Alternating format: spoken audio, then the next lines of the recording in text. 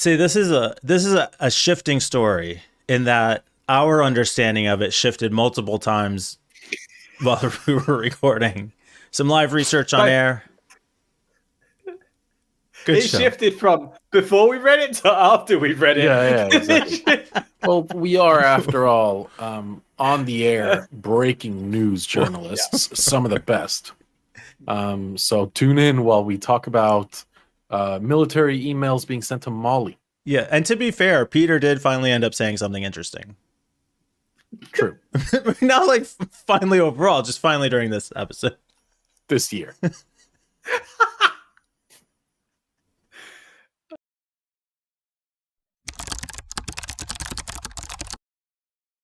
Take two on a story. We kind of screwed up the recording the first time.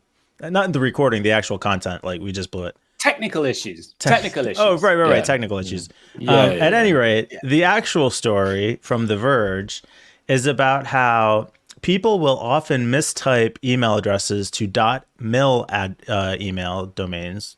Is that the right way to say it? At any rate, as .ml, which is Mali. So people meaning to send an email to somebody at .mil address will type .ml, and that email will go instead to Mali. Because basically they're domain squatters on the other end. Yeah. So here's the thing about this particular issue to me is that so what happened was this one guy, Johannes Zubier, a Dutch entrepreneur, contracted to manage Mali's domain, the .ml TLD, top level domain.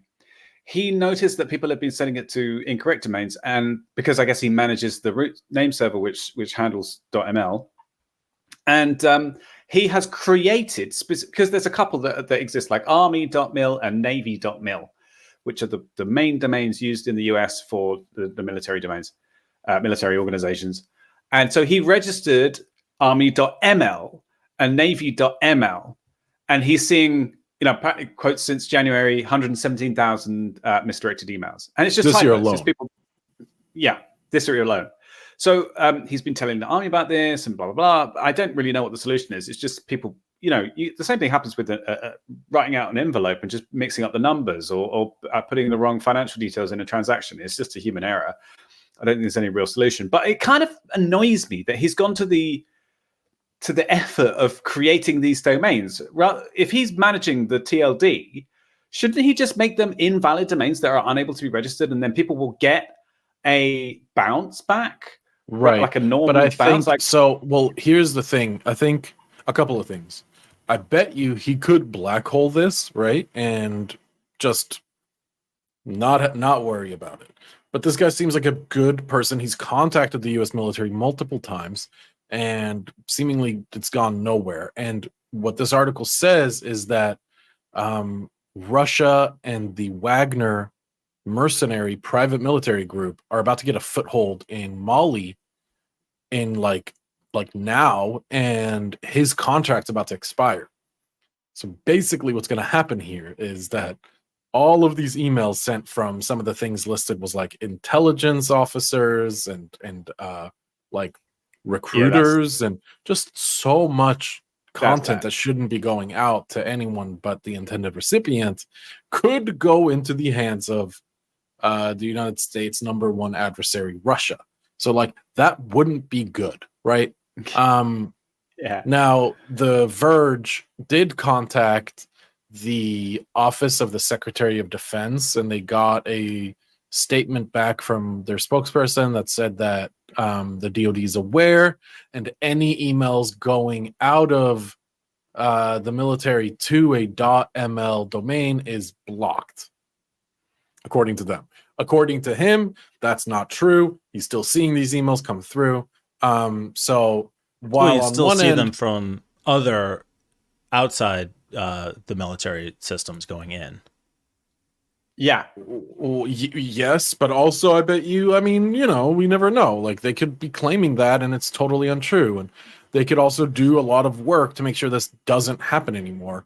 I mean, it's not that hard to like blacklist whole countries. If this is such an issue, don't let people who, unless explicitly need to, in the military, send emails to .ml Right, but I Emails. could That's- be emailing a that's- recruiter, and they wouldn't be able to. They wouldn't have any control to stop that. You're saying the military could stop their mail servers from processing those messages. Yup. I'm saying if I send a message in from a non.mil email address, they wouldn't have the But- ability to do that. Hopefully, you're not a Oh important shit! person. I am. Sorry, I just realized something. Definitely am. What did So- you realize, Peter? So I noticed a couple of things. First of all, army.ml is handled, the mail for army.ml is handled by a server called handle.catchemail.ml. So it looks like he's specifically got a system set up to be able to catch these emails and do something with them. But I went to have a look at where, because I was curious about like the domain registration policy for .ml domains, because I was wondering whether it was one of those TLDs where you can like have a free domain like .g, I don't know, I can't remember any of them now, but there's some TLDs which were set up as like marketing exercises. You can get the .ml and the .xy for free, and then they charge you to have the .com version. So there's a company called Freenom who there was a bit of a story recently where there were, God, I wish I could remember the country codes, but there were certain countries in Africa where they had Freenom as the company that was contracted to take care of their TLDs, and Freenom paid a lot of money to the countries to do this, and then Freenom used them as free domains. The problem was that because they were free, they were just heavily abused by spammers and malware actors and all sorts of things. And at a certain point, a lot of these countries, or several of them, 3 or 4 at least, decided to take back control of the domains. And what they did was all of the domains that had been registered by Freenom were just disappeared, like gone. So there was like millions of domains which just disappeared from the internet because of this change. And it happened like a month ago or so. And I just want to have a look at nic.ml, which is often the sort of root of the TLD operator. And it says, as of July 19th, 2023, the .ml CCTLD registry is in transition of backend registry systems. Data provided by Freenom has been imported into the Agetic registry. So it looks like, So I would not be surprised if there used to be a ton of .ml domains which were actively being used to harvest data that was intended for the military. So yeah, this is probably a bigger problem than I originally thought. There you go, bit of background there. You can see you are fascinated, Mike. You've got your fascinated face on. I was just trying to think if we need when we'll need an update to find out if that's true. What happens? What's going to happen with military that now? emails? Yeah, we will find out. Yeah, next week or next month. We'll see. We're not sure. Subscribe to catch.